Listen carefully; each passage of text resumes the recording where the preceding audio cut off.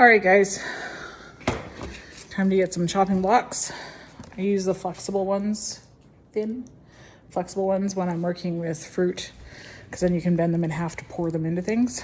I'm thinking what I'm gonna do is create some smoothie bags first. My kids love smoothies, what kids don't? And fruit's expensive. So I'm gonna go through and start chopping up the strawberries, the mangoes, the cherries. I have a lot of cherries here actually. Might have to go get my cherry pitter out. And the bananas too, because they're fairly bruised. So I'm gonna start peeling them and chopping them up. And then what I'll do is create individual size serving bags to go into the blender for making the smoothies, because that'll make that easy. And then, I don't know, so that's where I'll start. So when you're dealing with a large quantity of produce like this, make sure that you've got your chicken bucket handy, because that's the chicken food. I've also got my compost bowl handy, because I don't feed anything with mold on it to my livestock ever. I think it's a bad idea. Oh, and we went to the carnival this morning, so I was a good mom, spent the morning having fun, went on, oh my gosh, somebody put those away dirty. I'm going to wash those, good grief. I was a good girl and went on the big scary rides with my son. So, forgot to take that off. So now I gotta go wash up again. And I'm gonna wash that too. Also have the garbage can right beside me for all of the pits and stems and things. Pits do not break down in the compost. I don't care what anybody says. I find them all the time. They're as bad as eggshells. Eggshells don't break down very well either. So just feed them back to the chickens. Yeah, and then we'll just start sorting through everything. Give me a sec, I gotta go wash. There we go. That's how they're supposed to open. Good grief, it's living with teenagers. I'm gonna blame my teenager because she's not here to defend herself. So, let's get these opened up. Gosh, these are nice looking. All right, garbage. Yeah, so there's your mangoes. They're actually in pretty good shape. A little bit bruised. So what I'm gonna do is go through and cut off the bruised bits. If I didn't have chickens and I was just looking to salvage this for our own consumption, I don't know that I would bother, but I'll do that. And then I was just thinking, I have lots of glass jars, of course, and I have lots of vinegar. I could make some infused vinegars. I've done lots with cherries before. They're great for cooking and salads and things like that. So I might do some of that sort of thing as well. I'm not totally sure yet. See, I'm just basically cutting the outside edge. They're still nice and fresh on the inside, so they're starting to dry out, which is probably why they were tossed in there. And let me change you around here.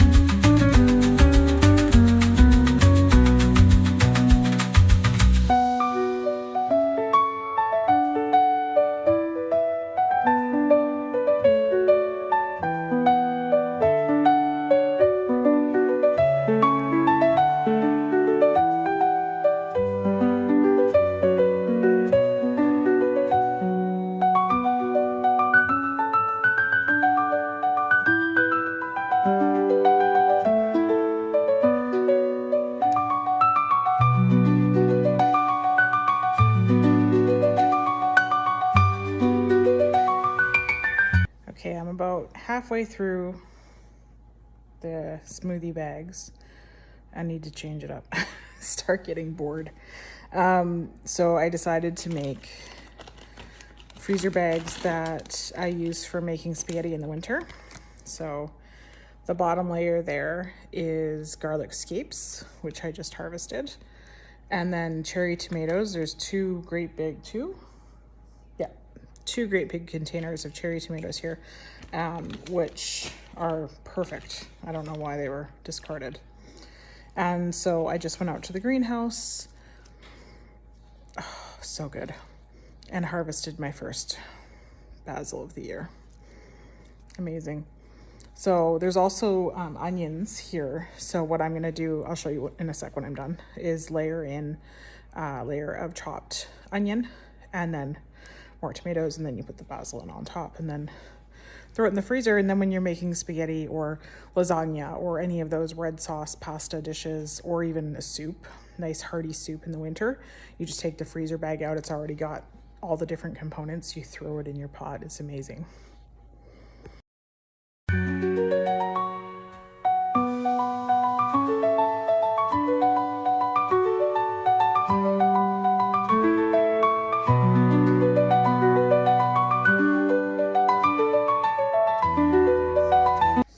So my little onion chopping tip, notice I'm not crying, is flames. Light some candles before you start. If your onions are particularly bad and they do hurt your eyes, then you peel them, chop them in half, and throw them into ice water as well as having the candles. And that seems to take the edge off sufficiently. Also with the basil or basil, however you prefer, up on top there, don't break up, see they're whole leaves. Beautiful. Don't break them up. When you're drying them, it's the same thing. Don't break them up. The reason that you buy herbs at the store and you have to use so much is they finely grind them, and that eliminates so much of the flavor. So when you're drying, when you're freezing, anything you're doing, just store them whole, dry them whole, put them in there whole. And then when you're cooking with them, of course, they fall apart in the pan while you're cooking. So, and it simmers all the good flavor out of them. Delicious. So that's a great way to do that. You can put anything you want in there. I may run out for the next, I have a whole bunch here to do. So I might run out and grab some sweet heat peppers or jalapenos out of the greenhouse and chop them up and throw them in, and just make sure you label it so you know which ones are spicy. So yeah, I'm gonna keep going. More to do. Hello. You guys being good? You don't see any lettuce left? And all the grapes are gone.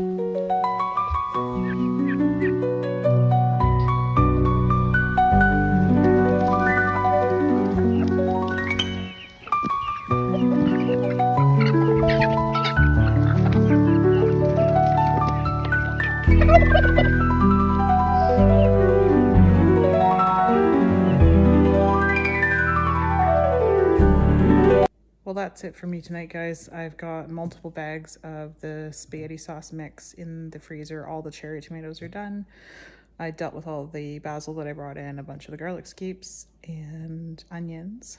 And then I did about a half a dozen bags of the smoothie mix. So I've still got all the grapes and cucumbers and some more fruit to go, but it's almost 10 o'clock, so I'm gonna go put my feet up for a few minutes, have a cup of tea before I have to go out and start locking up chickens and whatnot.